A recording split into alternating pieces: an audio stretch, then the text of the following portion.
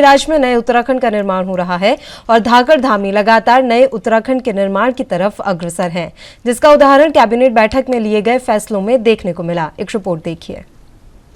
अलीराज में नए उत्तराखंड का निर्माण हो रहा है और धाकड़ धामी लगातार नए उत्तराखंड के निर्माण की तरफ अग्रसर हैं, जिसका उदाहरण कैबिनेट बैठक में लिए गए फैसलों में देखने को मिला।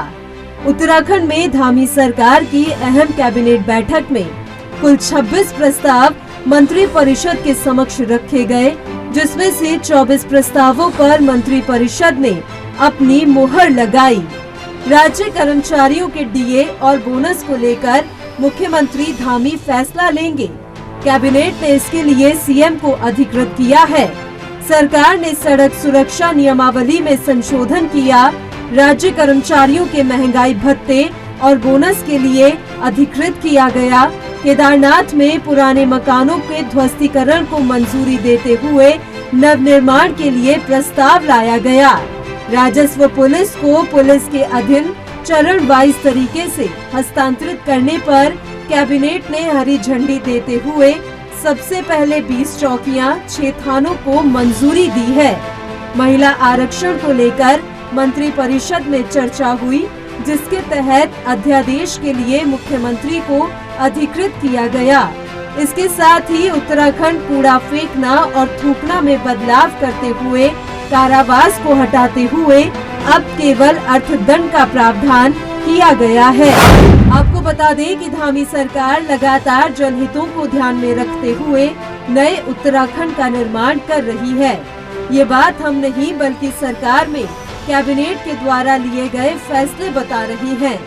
उत्तराखंड में कई सरकारें आई और चली गयी, लेकिन किसी ने भी गांव में राजस्व पुलिस की जगह रेगुलर पुलिस तैनात करने की शुरुआत न की थी।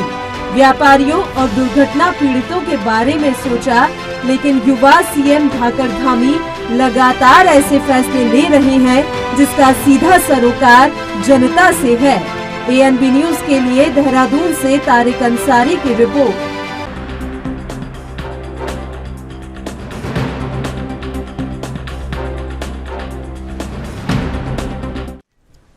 और चलिए अब इस मसले पर भी चर्चा की शुरुआत कर लेते हैं। तमाम मेहमान लगातार हमारे साथ बने हुए हैं। शीशपाल जी, आपका रुख करेंगे। पहले वाले मुद्दे पर तो आपकी प्रतिक्रिया रह ही गई थी, उस पर तो आप प्रतिक्रिया दें। इसके अलावा जो 26 प्रस्ताव लाए गए हैं, इस पर भी मैं आपकी प्रतिक्रिया चाहूंगी कि लगातार अलग अलग फैसले लिए जा रहे हैं धामी सरकार में। शीशपाल जी।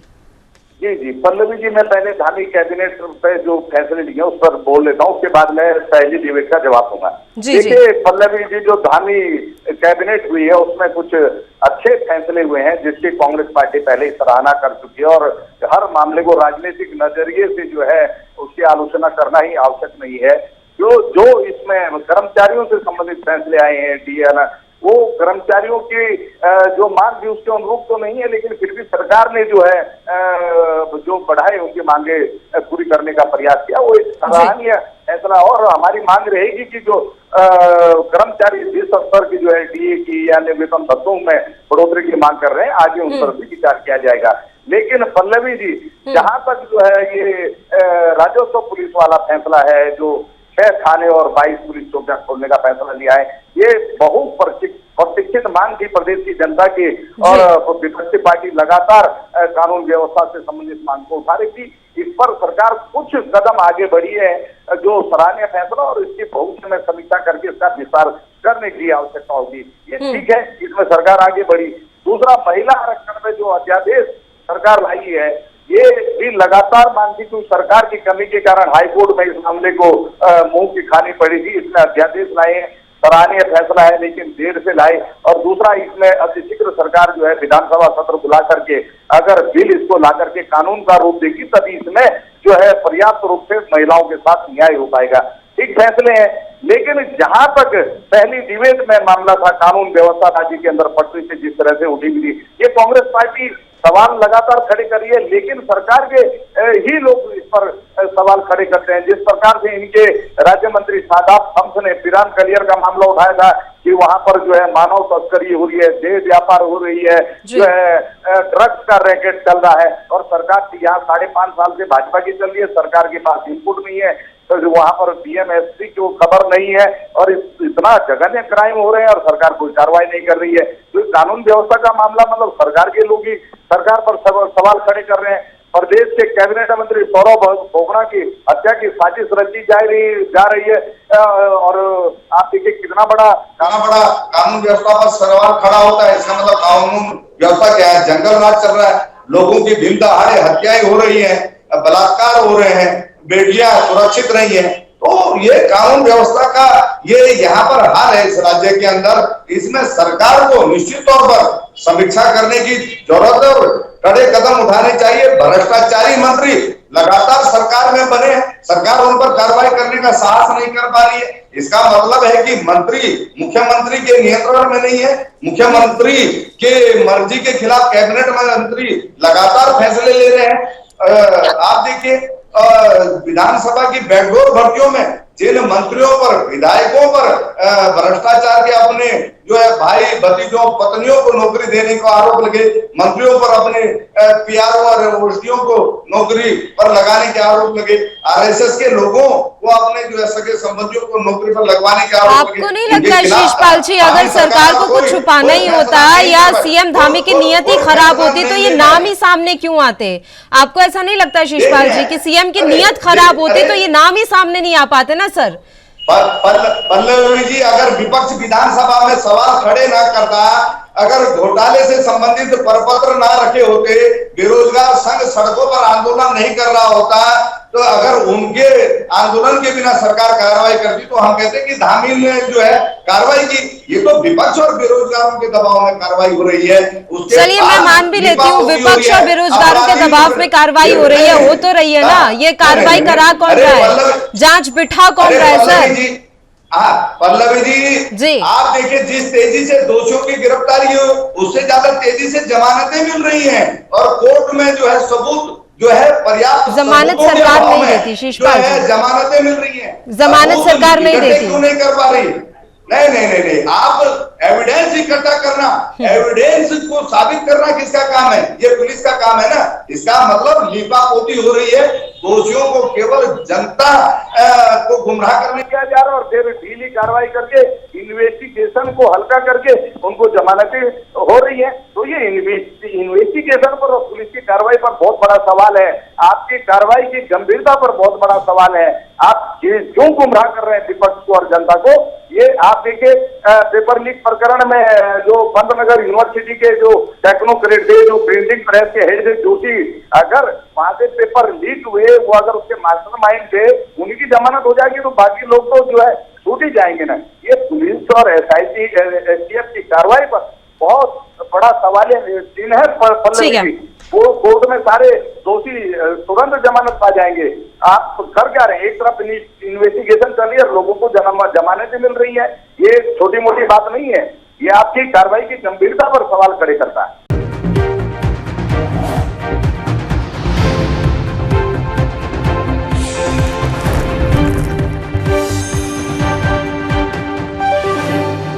सचिन गुप्ता जी आपका रुख करूंगी, आपको आवाज मिल रही है मेरी? जी मिल रही। बताइए सचिन जी, बहुत सारे आरोप शिषपाल जी ने आप पर लगाई दिए हैं। इसके अलावा हालांकि उन्होंने काफी अच्छी बातें भी कही, जो 26 प्रस्ताव लेकर आए गए मंत्रिपरिषद की बैठक में। कई प्रस्ताव ऐसे तो जो लंबे समय से जिन पर मांग चल रही थी, तो उनकी तारीफ भी करते हुए नजर आ रहे हैं शिषपाल जी। देखिए, लेकिन शिषपाल जी के सभी वरिष्ठ नेता भी जो है भारतीय जनता पार्टी की आज तारीफ कर रहे हैं। भारतीय जनता पार्टी के जो ऐतिहासिक निर्णय है फैसले, उनकी तारीफ कर रहे हैं और होनी भी चाहिए। जब एक सरकार ईमानदारी और पारदर्शिता के साथ जो है काम करती है, प्रदेश में जनहित में, युवाओं के हित में, महिलाओं के हित में कार्य करती है, तो उसकी तारीफ स्वाभाविक है, होनी भी चाहिए। लेकिन जहाँ तक मेरा ये सवाल है कि लगातार जो है जो भी विषय कह रहे हैं कि कैबिनेट में लेके आए, उसकी मांग थी, तो निश्चित रूप से उसकी मांग थी, तभी तो उसकी पूर्ति की गई है। सरकार ने गंभीरता से लिया उस विषय को। सरकार को लगा कि ये जो है आवश्यकता है प्रदेश की, चाहे वो थानों का विषय हो, चौकियों का विषय हो, आरक्षण का विषय हो, चाहे जो है हमारे व्यापारी भाइयों का जो है दुर्घटना बीमा का विषय हो। तमाम ऐसे विषय है जो सरकार ने इनकी जरूरत महसूस करी और इसको लागू किया। और जहां तक मांग की बात है, तो मांग का तो मैं याद दिलाना चाहता हूँ शिषपाल जी को कि सरकार दो बार आपकी भी जो है प्रदेश में राज कर चुकी है, आपके भी मुख्यमंत्री कांग्रेस के बन चुके हैं, लेकिन क्यों नहीं आपने जो है इन मुद्दों पे, संवेदनशील मुद्दों पे जो है आप लोगों ने कभी चर्चा की जरूरत समझी, या कभी आपने इन विषयों को कैबिनेट लेवल पे लाने का सोचा, या कभी आपने इन पे जो है अध्यादेश लाकर जो है आपने इनको लागू करने का काम किया? क्योंकि आपकी मंशा, आपकी नीति और नियति साफ नहीं थी। इस कारण जो है कभी भी जो है प्रदेश में आपके रहते हुए कभी भी जो है प्रदेश की जनता का हित नहीं हुआ। आज क्योंकि जो है वर्तमान में भारतीय जनता पार्टी की सरकार प्रदेश में काबिज है और लगातार जनता ने दूसरी बार जो है मौका प्रदेश को पुनः सेवा करने का जो है भारतीय जनता पार्टी को दिया है, तो निश्चित रूप से जो है प्रदेश की जनता के अनुरूप जो जितने भी जन मुद्दे हैं, आज आप देखिए पर्यटन को लेकर जो है भारतीय जनता पार्टी की सरकार लगातार, चाहे वो जो है ऋषिकेश से कर्णप्रयाग रेलवे का विषय हो, चाहे देहरादून से दिल्ली का विषय हो सड़क मार्ग का, चाहे देहरादून से कोटा का विषय हो, चाहे देहरादून से चंडीगढ़ का विषय हो, तमाम, चाहे औरंगाबाद रोड का विषय हो, तमाम ऐसे विषय हैं जो भारतीय जनता पार्टी की सरकार प्रदेश इसमें करने जा रही है।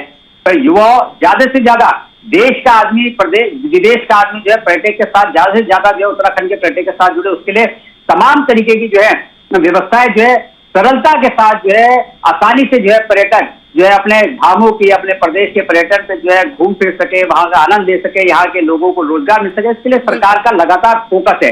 13 डिस्ट्रिक्ट 13 डेस्टिनेशन को लेकर जो है सरकार विशेष व्यवस्था बना रही है, ताकि जो है यहाँ पर 13 जिलों में जो और नए 13 जो ऐसे डेस्टिनेशन बने जहाँ पे पर्यटक को आकर्षित किया जा सके। तो तमाम ऐसे विषय जो भारतीय जनता पार्टी की सरकार वर्तमान में प्रदेश के हित में लागू कर रही है, और वो दिन दूर नहीं है जब हमारा प्रदेश जो है अग्रिम जो है विकासशील देशों में जो है 2025 का विजन जो है माननीय मुख्यमंत्री जी दी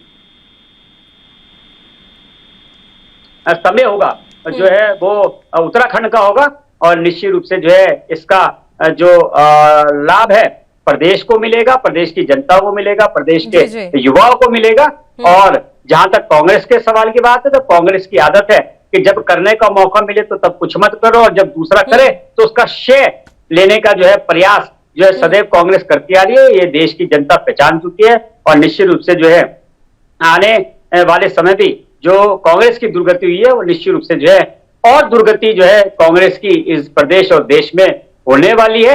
इसलिए भारतीय जनता पार्टी सबका साथ, सबके विकास, सबका विश्वास पे जो है विश्वास रखती है, और इसी मूल मंत्र को लेकर, विकास के मंत्र को लेकर, ईमानदारी के मंत्र को लेकर, कर्मठता को साथ लेकर जो है प्रदेश के हित के जो है फैसले भारतीय जनता पार्टी लेते हुए आगे बढ़ रही है। दिनेश जी, आवाज मिल रही है आपको? दिनेश जी, आवाज पहुंच रही है आप तक? जी पहुंच रही है। बताइए दिनेश जी, इतने सारे फैसले लिए गए मंत्रिपरिषद की बैठक में, कुछ एक फैसले वाकई में बहुत सराहनीय है। मैं आपकी प्रतिक्रिया महंगाई भत्ता और बोनस पर चाहूंगी, क्योंकि शीशपाल जी कह रहे थे कि हम ज्यादा डीए चाहते थे लेकिन उतना नहीं बढ़ पाया, पर चलिए जितना है उतना भी ठीक है। देखिए, शीशपाल जी क्योंकि विपक्ष के नेता है, कांग्रेस पार्टी प्रमुख विपक्षी दल है, उनका अपना हर सरकार की नीति पर जो निर्णय करेगी उसके खिलाफ बोलना उनका अधिकार है, विपक्ष का यही काम है। लेकिन क्योंकि जैसी परिस्थितियां प्रदेश की चल रही है, उस परिस्थितियों में महंगाई भत्ता और कर्मचारियों के लिए बढ़ाया है, तो निश्चित रूप से सराहना योग्य है। ऐसे कामों की सराहना की जानी चाहिए। सरकार की अपने कर्मचारियों के प्रति जो जवाबदेही होती है उनको बेसम